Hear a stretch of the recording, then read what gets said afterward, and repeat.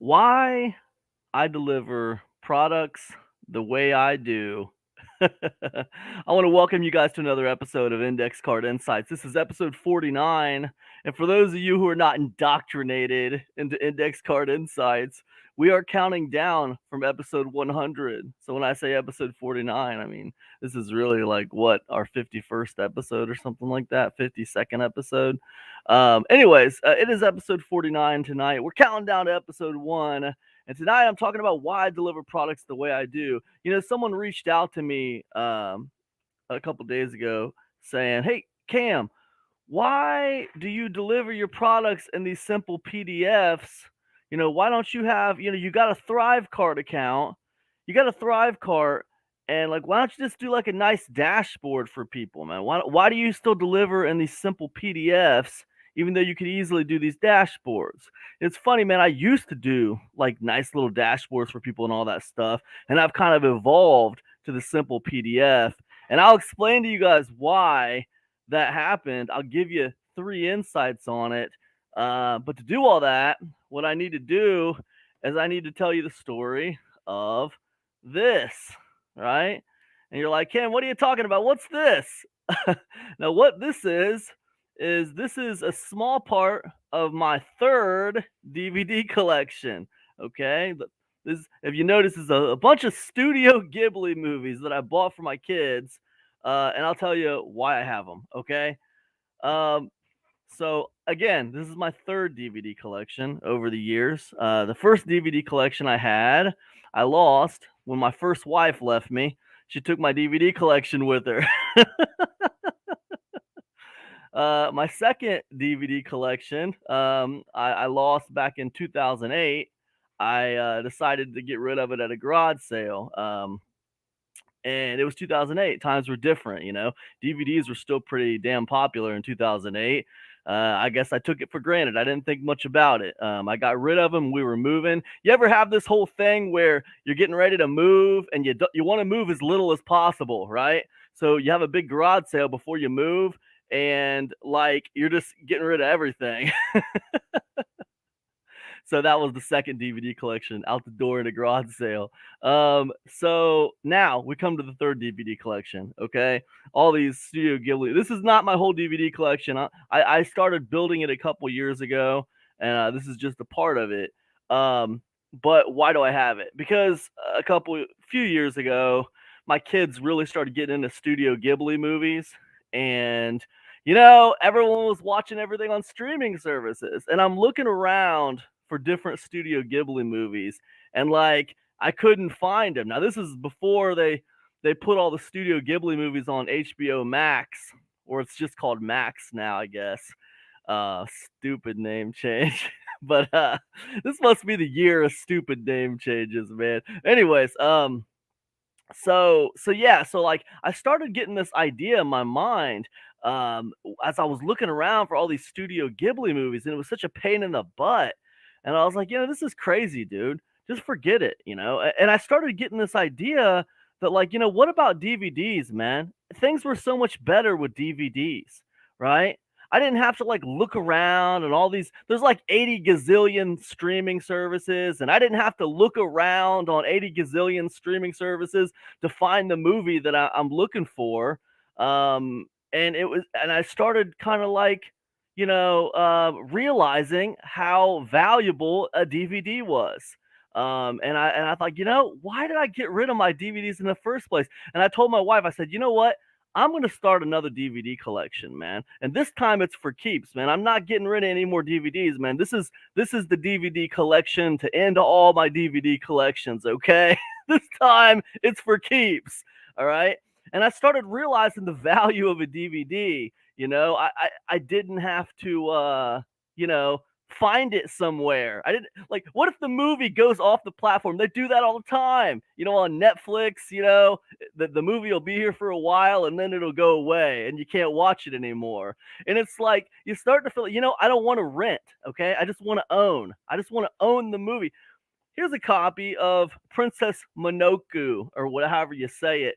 I own this thing, all right? If I get tired of it, if my kids grow up and, well, they're going to grow up eventually, like, but they don't care about this movie anymore, hey, I can just sell it.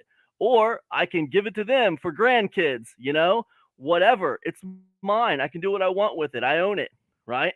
And that's an idea that I didn't think about or have when I had started my first two DVD collections. This value of ownership, I didn't really think about it. I just bought the movie and I watched the movie and I had it on my shelf. And then we hit this time where like it was better for streaming services. Oh, it's way more convenient. Streaming services, I don't have a bunch of stuff on my shelf. I have more space and I can just watch it on a streaming service. But then I started realizing like the value of just actually owning the thing and not like renting the thing. Um, and that's kind of how my third DVD collection got started. Sometimes I should show you guys some more of my third DVD collection because it's a little bit bigger than this. But it's not done yet. I'm locked in, man. I still got some big movies I want to get. By the way, guys, the biggest purchaser of DVDs right now is ages 25 to 34. Okay. So that's people younger than me. So if you think, oh, Cam's just an old dude, that's why he collects DVDs, you'd be wrong. I'm not the only one who's realizing the value of ownership when it comes to DVDs and even compact discs and even video games now. Believe it or not, a lot of video games are being sold digitally, right? And people are just buying them online and they're not actually buying them at the stores anymore. And people are starting to kind of like see the value of just having the physical game. So this is stuff that's happening. So the biggest buyer of DVDs right now, 25 to 34 years old, right?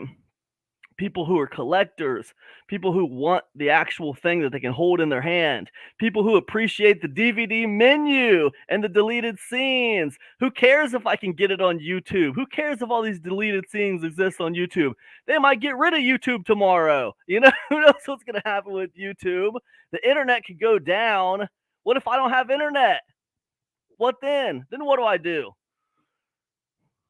Big Dominus in the house. He says in the location I am and the constant net outages, a backup supply of DVDs is a perfect safety net. Dominus is right, man. Who knows what the internet's gonna do? Who knows what the internet's gonna do? I mean, like, what do I like? If I own like 15 streaming services, what if there's movies that still aren't on any of those damn streaming services? Here I am paying $150 a month in streaming service bills, and I still can't watch all the damn movies I want to watch. But with the DVD, I can just go on Amazon or I can go on eBay and I can just buy the movie I want, and it's sitting on my shelf over there anytime I want to watch it. And they can't change it, can they? They can't George Lucas my DVD, They can do that on streaming services, man. Streaming services, they will take music out of a movie if they don't have a license for the music. It's crazy, man. You'd be surprised how many movies and shows get edited and changed before they hit these streaming services. And then, like, that's not even the same experience that you had when you watched that movie 10 years ago on DVD. It's crazy. So for all these reasons, like, and this idea of just like the historic preservation of media, I guess you could say. This is kind of a geeky subject, but anyway, stuff like that bugs me, man. So it starts with DVDs, right? So the question that somebody was asking me was why I don't deliver my products on nice, fancy membership sites. Okay? Why don't I deliver my products on nice, fancy dashboards when I have ThriveCard? They know I have the ability to do so. So why don't I do it that way? Why do I still deliver them on simple PDFs that link out to resources and stuff, right? And it starts with the DVD, right? And that's why I wanted to talk about that. Thanks, Dominus. You're absolutely right, man.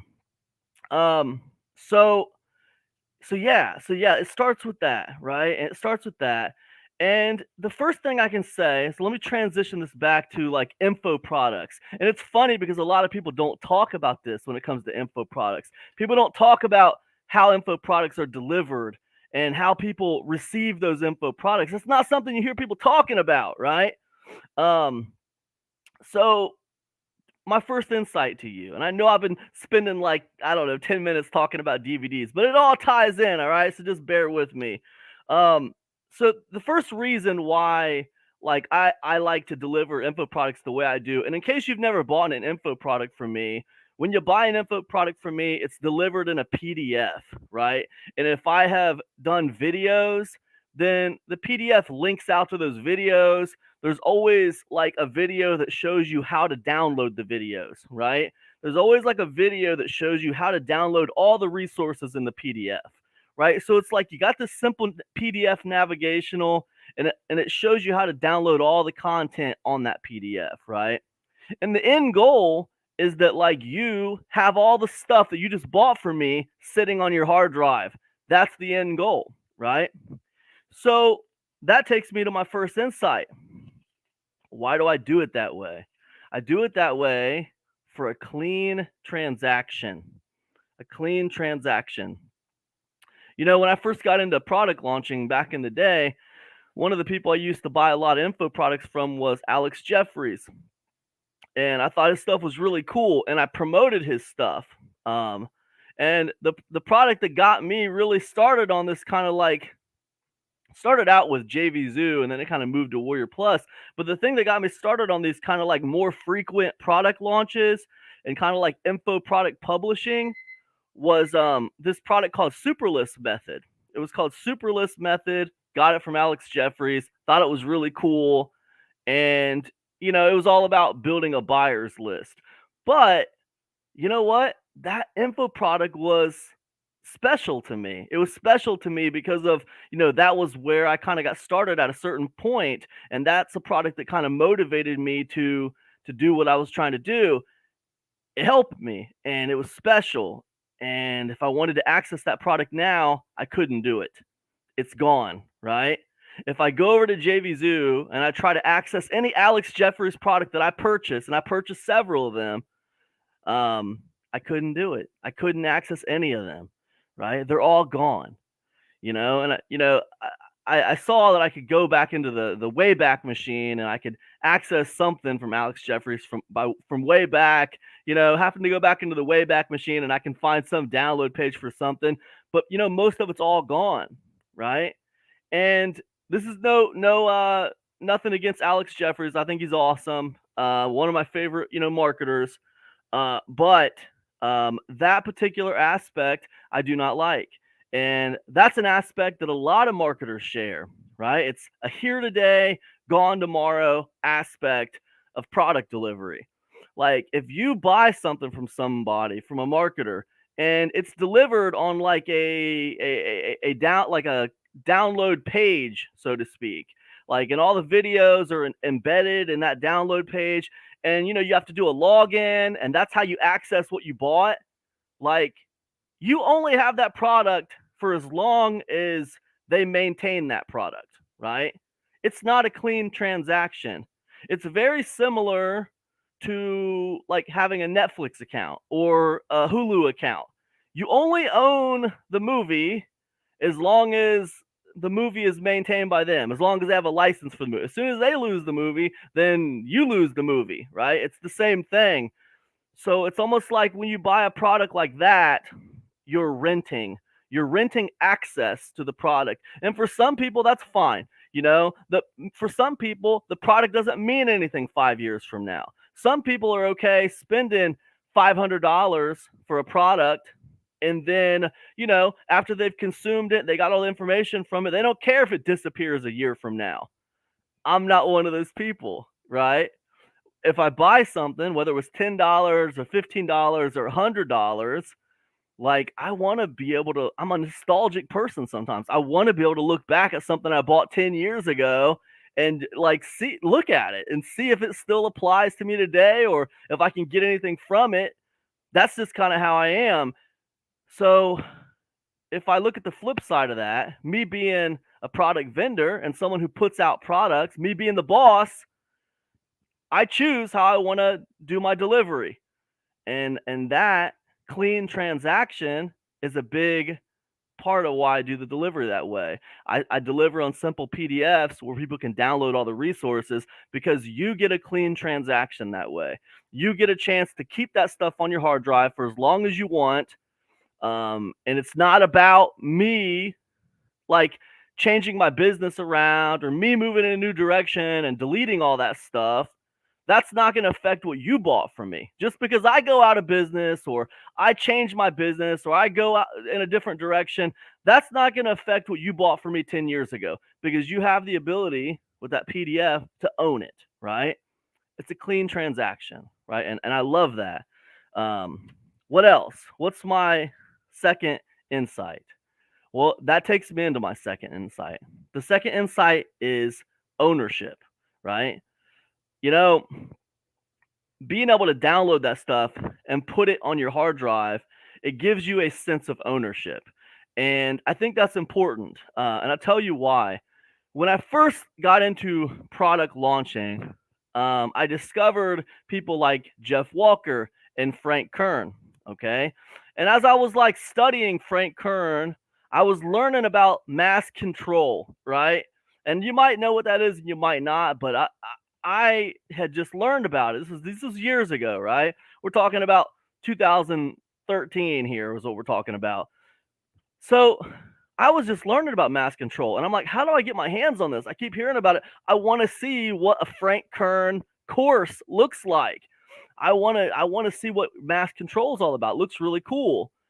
But mass control wasn't available to the public anymore. It was completely closed. That ship had sailed. It wasn't available anymore at the time. But I could go on eBay and I found a copy of Mass Control. And I bought a copy of Mass Control from someone else and they shipped it to me. I forget where they were at. I forget where they were at. I don't even think they were in the United States. I think it came all the way from Germany. But I got a copy of Mass Control and it came on discs and I was able to watch the whole thing, man. But it was because of this. It was because of ownership, right? It was because that person had bought Mass Control from Frank Kern and they owned it and they were able to sell it to me, right? It was that ownership, you know? It was that ownership, man. And that's I don't know. I think it means something. It means something with that Mass Control thing. It means something with these DVDs, and I think it means something with my product delivery too. The sense of ownership matters. You know, they say that in the future people will own nothing and they'll rent everything and they'll love it. I don't really agree. I think that people will get sick of renting everything. I think people will kind of come back to wanting to just own stuff. That's what I think. I don't know. I think sometimes we have a pessimistic outlook on the future. That's what I think. But that's the second reason, man. And then the third reason is just simply function over fashion. Okay. Function over fashion. This idea of having a really nice membership dashboard, it's great. There's nothing wrong with it. Um, people do log in to a lot of my products now. In 2023, I moved from Warrior Plus to Thrivecart, and people do like they still log in to access my stuff. But when they log in, I give them downloadable copies of everything. Um, I still feel that I like to keep the dashboards minimal. I want to make it as easy as possible for people. I don't want people to buy something and then have a really hard time accessing their stuff. I want the customer experience to be easy, to be effortless, to be simple. I want them to have that sense of ownership. And I really, really just prefer like function over fashion. You know what I mean? If that may, form over fashion, whatever you want to call it. I prefer just being like a practical delivery that people can just get what they want and they can have it. They can have it on their hard drive and they can keep it for years, 10 years from now. Matter of fact, just yesterday, someone was talking to me about, Affiliate Command, which is a product that I put out years ago. I put out Affiliate Command like back in 2015, and then in 2017 I put out Affiliate Command 2017. um, and they were talking about that. And, I'd like to think that they're able to talk about that because of this like delivery method of just like giving someone something and they can have it on their hard drive and they don't just have to log into a website, to get it. Because, websites come and go, you guys. Websites come and go, and I think that we don't talk about that enough when it comes to info products. I really truly do believe that your customers, they want to have ownership of what they bought from you. They don't want to just log into something and they only have access to it as long as you have it up. I feel like product vendors, we tend to have a throwaway look at the stuff we create, but I don't think we pay enough attention to the collectability of this stuff for people. You know, the people who buy our products, they're buying it not just to use it. Some of them are buying it to use it and to take action. Some of them are buying it for entertainment purposes, and some of them are buying it just to collect it. And I think for a lot of people, it's a little bit of all three. It's entertainment, they want to use it, and they're collecting it, right? Let me tell you something. If someone has been buying information products for 10 years, and they have 10 years worth of information products, and they've spent thousands and thousands of dollars on those input products, do you think that they don't want that stuff sitting on their hard drive? Like, they want a record of all the stuff they bought. They want something. They want to believe they got something out of it. Even if they didn't get an online business started, they at least got a really nice library of knowledge in front of them, right? And they can look at that and they got something. So I think it matters, man. And that's my big thing. And that's why I deliver the products the way I deliver them. It's funny. It's a subject that not a lot of people talk about in internet marketing space. But I think it's one that matters. And I wanted to talk about it with you guys today. Listen, if you got something out of this podcast or this episode, oh, Big Dominus saying something. A client of mine created an event pamphlet, fancy turn page gig on their website with no way of knowing how many people would retain the knowledge of the events. I took the fancy pamphlet and made it into a downloadable PDF, hundreds downloaded within 24 hours. So we knew people felt they had a valuable asset, easy to access from their device whenever they needed to browse the event details. See, that's what I'm talking about. I love that. That's perfect, man. Absolutely perfect. That's great. That's great foresight, Dominus. That's great insight, man. It's awesome. Listen, guys, if you enjoyed this episode, make sure you get over to epicconversions.com. Get your free copy of 12 Secrets. It's a brand new free report I put out for you guys. It's all about artificial intelligence and how to overcome and achieve success in this era of high technology. Big William Rogers in the house. Yes, that's one of the problems. People feel like they bought air. He's right. William's right, you guys. I think customers feel like they got nothing for what they bought.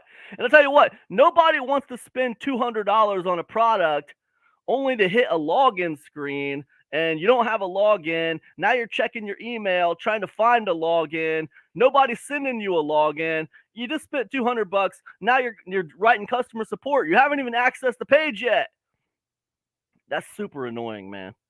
Super annoying. Listen, that's all I got today. If you like what you heard today, be sure to get your copy of 12 Secrets. It's over there at epicconversions.com. If you didn't like what you heard today, I thank you for listening that long. And I'll see you in the next episode of Index Card Insights. Peace, everybody.